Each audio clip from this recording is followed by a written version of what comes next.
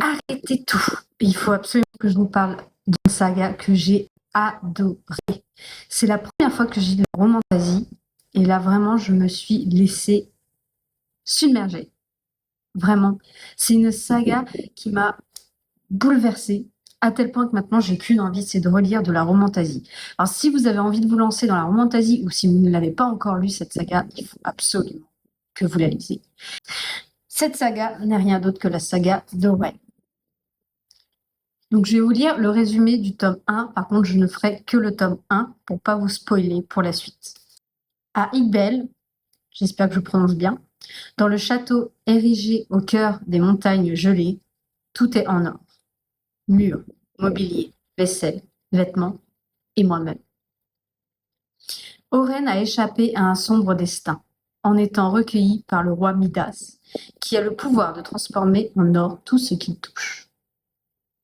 Depuis 10 ans, elle se sent choyée et protégée des dangers, à l'intérieur de sa cage dorée. Et surtout, elle voue un amour au roi sans limite. Jusqu'à ce que la guerre menace le royaume. Pour s'assurer la victoire, Midas décide de passer un accord aux dépens d'Oren. Soudain, ses certitudes volent en éclats. Et si tout ce qu'elle pensait savoir sur Midas se révélait faux. Donc, comme j'expliquais, il est composé de 6 tomes. Le premier, Guild, Glint, Glim, Glom, Clo, Gold, Goldfish. Donc, comme vous l'avez compris, le récit tourne surtout autour de Oren, qui vit sous la coupe de Midas. Durant son récit, en fait, elle va rencontrer un homme qui s'appelle Slad. Il est sombre, mystérieux, on le cerne pas trop encore au début. Slad va essayer de la pousser dans ses retranchements. Il va essayer de lui ouvrir les yeux sur ce qu'elle vit au quotidien. Progressivement, elle va se rendre compte que finalement, elle est prisonnière de Midas.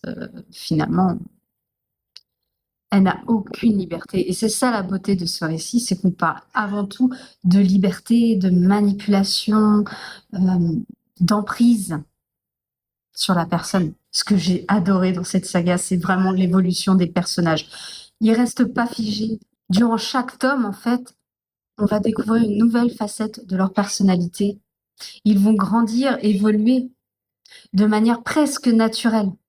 On va également parler beaucoup de confiance en soi parce que finalement, notre personnage principal n'a pas confiance en elle.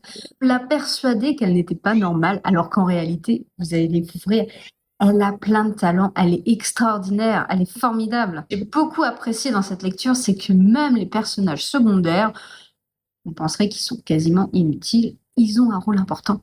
Et ils sont pas laissés à part, justement. C'est vraiment l'auteur a réussi à construire un univers et elle nous transporte à l'intérieur.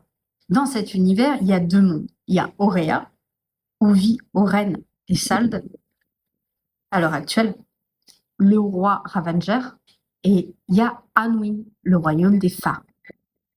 Des Fae. Je sais pas trop comment on le prononce. Des Fae, des Fae. C'est vraiment une super saga qui m'a rendu accro. Je sais pas s'il y en a d'autres qui ont aimé cette saga, mais je n'ai pas réussi à le lâcher.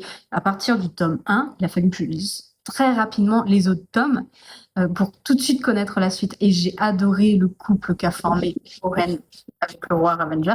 Je vous en dis pas trop, j'essaie de retenir ma langue, pas trop vous en dire, mais vraiment j'ai adoré. Donc pour moi qui lisais pour la première fois de la romantasie, franchement je pense retenter l'aventure. D'ailleurs si vous avez des livres à me conseiller, n'hésitez pas en commentaire, j'ai très envie d'en découvrir plein d'autres. Donc pour moi c'est vraiment une première expérience réussie.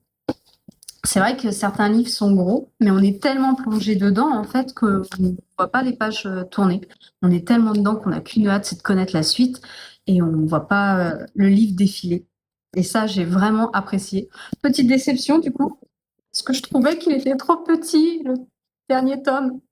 Je l'ai trouvé trop petit. Je voulais que ça ne ça s'arrête pas. J'ai même failli être déçue à un moment donné. Je me suis dit: «Ah non, la fin, c'est pas ça». Enfin bref, je vous en dis pas plus. Vous verrez, vous découvrirez. Dites-moi si vous l'avez lu, si vous l'avez pas lu et si ça vous donne envie de le lire justement. Allez, à bientôt pour des prochains livres.